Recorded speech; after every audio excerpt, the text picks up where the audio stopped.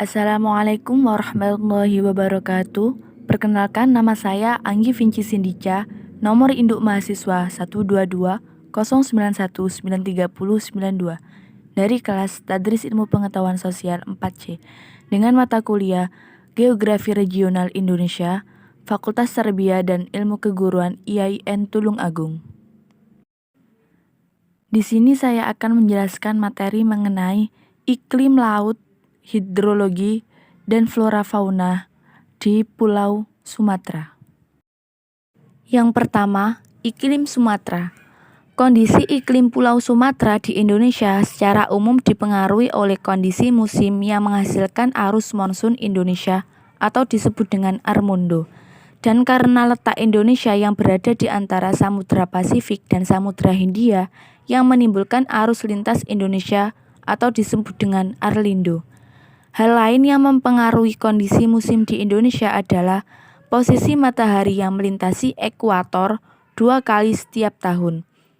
Pada saat kedudukan matahari di atas belahan bumi utara yang menyebabkan tekanan rendah di belahan bumi utara di Asia dan tekanan tinggi di belahan bumi selatan di Australia. Hal inilah yang mengakibatkan di Indonesia terjadi sirkulasi sistem monsun yang ditandai dengan terbentuknya hutan tropika basah di sebagian besar wilayah Indonesia. Secara umum, Indonesia mengalami musim hujan pada periode bulan Oktober sampai Maret dan musim kemarau pada periode bulan April sampai September dengan masa transisi menjelang awal atau akhir periode tersebut. Sumatera tergolong daerah tipe iklim A, yaitu sangat basah.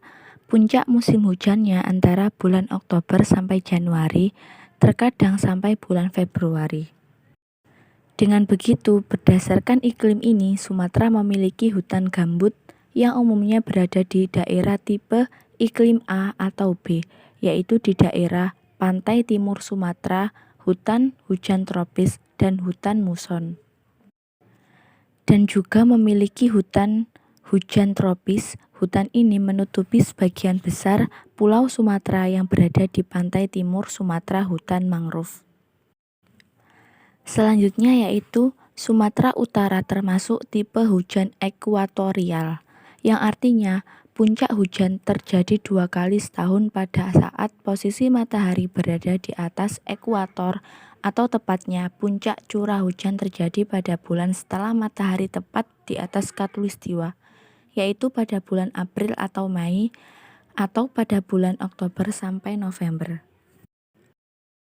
Untuk Provinsi Jambi, Provinsi Sumatera Selatan, dan Provinsi Bengkulu, iklimnya selain dipengaruhi oleh hujan dari arah pantai barat, juga dipengaruhi oleh keberadaan di Laut Natuna. Sedangkan pola curah hujan Lampung sedikit berbeda dengan provinsi-provinsi lain di Sumatera. Provinsi DIA, Sumatera Utara, Sumatera Barat, Bengkulu pada pantai barat, hujan maksimum jatuh pada bulan November. Musim pancaroba yaitu Maret sampai bulan April atau Oktober adalah hujan maksimum bagi bagian lain dari provinsi di Sumatera selain yang telah disebutkan. Di Provinsi Lampung yang kebetulan memiliki pantai barat dan timur, CH maksimum di pantai barat tidak selalu jatuh pada bulan November. Selanjutnya yaitu poin 2, Laut Sumatera. Pulau Sumatera terletak di bagian barat gugusan Kepulauan Nusantara, di sebelah utara berbatasan dengan Teluk Benggala, di timur dengan Selat Malaka, di sebelah selatan dengan Selat Sunda, dan di sebelah barat dengan Samudra Hindia.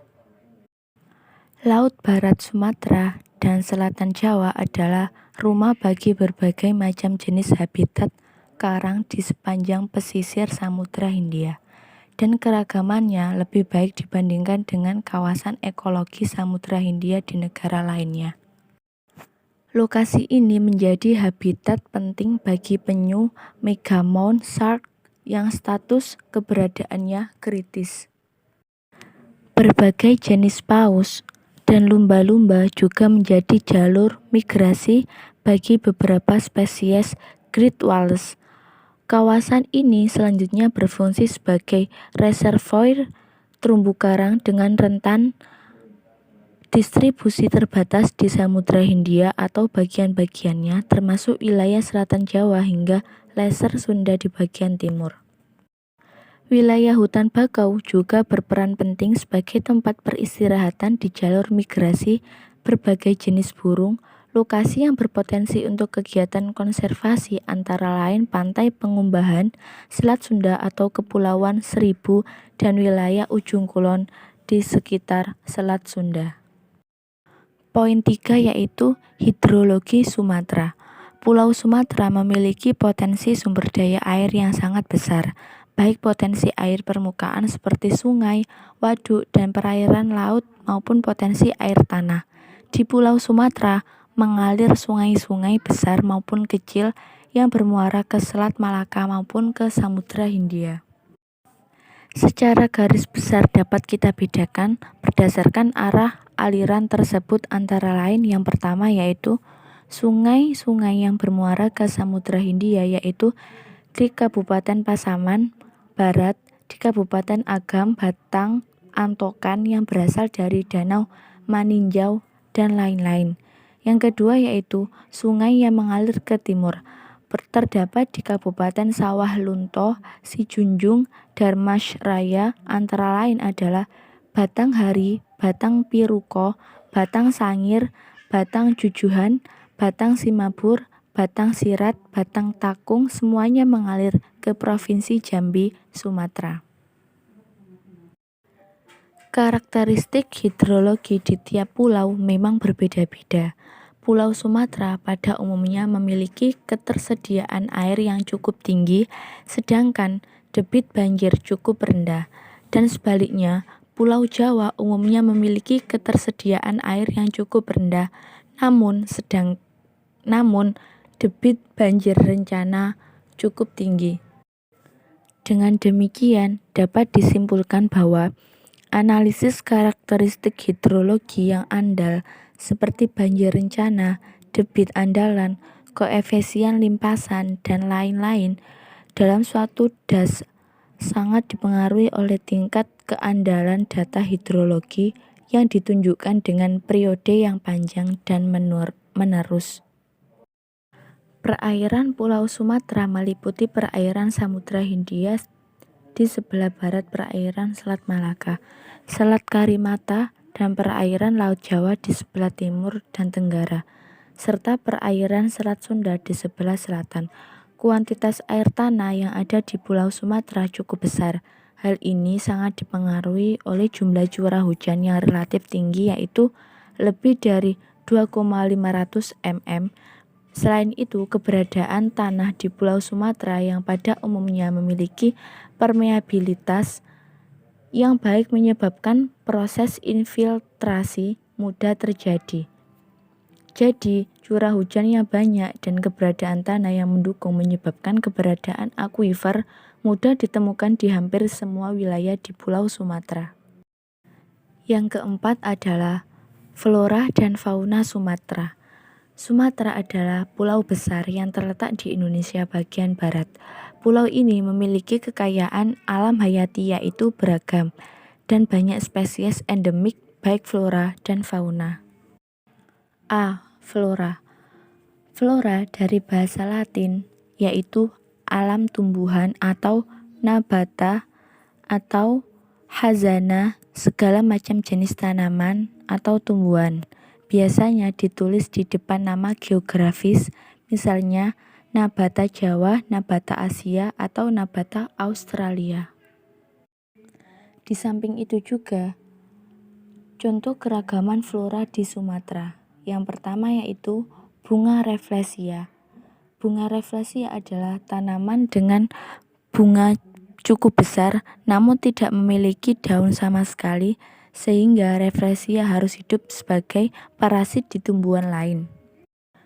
2. Bunga Titan Arum, Amorphopalus titanium. Juga dikenal sebagai Titan Arum adalah tanaman berbunga dengan ukuran cukup besar. Bunga terbesar di dunia dengan tinggi hingga lebih dari 3 meter. 3. Tanaman paku atau Cyathea. Tanaman paku ini berbatang besar seperti pohon dan merupakan salah satu jenis paku terbesar di dunia. Yang keempat, bunga bangkai, dan yang kelima adalah cempaka wangi. B. Fauna. Fauna dari bahasa Latin atau alam hewan artinya adalah hazana, segala macam jenis hewan yang hidup di bagian tertentu atau periode tertentu. Istilah yang sejenis untuk tumbuhan adalah flora atau nabata. Nabata, alam hewan, dan bentuk kehidupan lain seperti fungsi dalam suatu kesatuan disebut biota. Contoh keragaman fauna di Sumatera. Yang pertama yaitu kelinci Sumatera, Nesolagus netcheri. Kelinci ini hidup di hutan Sumatera yang lebat dan memiliki pola bulu belang yang membantunya menyamarkan diri di antara pepohonan lebat. Yang kedua, harimau Sumatera atau Panthera tigris sumatrae merupakan subspesies yang hanya ada di Pulau Sumatera dan merupakan predator utama di pulau ini.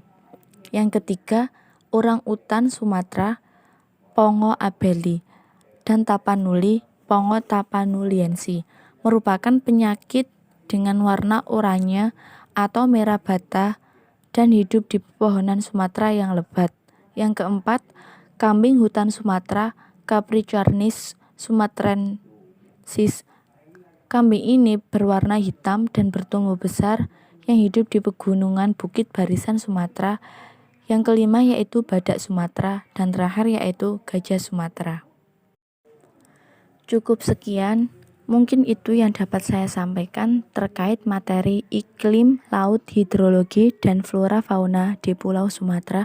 Kurang lebihnya saya mohon maaf yang sebesar-besarnya. Semoga bermanfaat. Saya akhiri. Wassalamualaikum warahmatullahi wabarakatuh.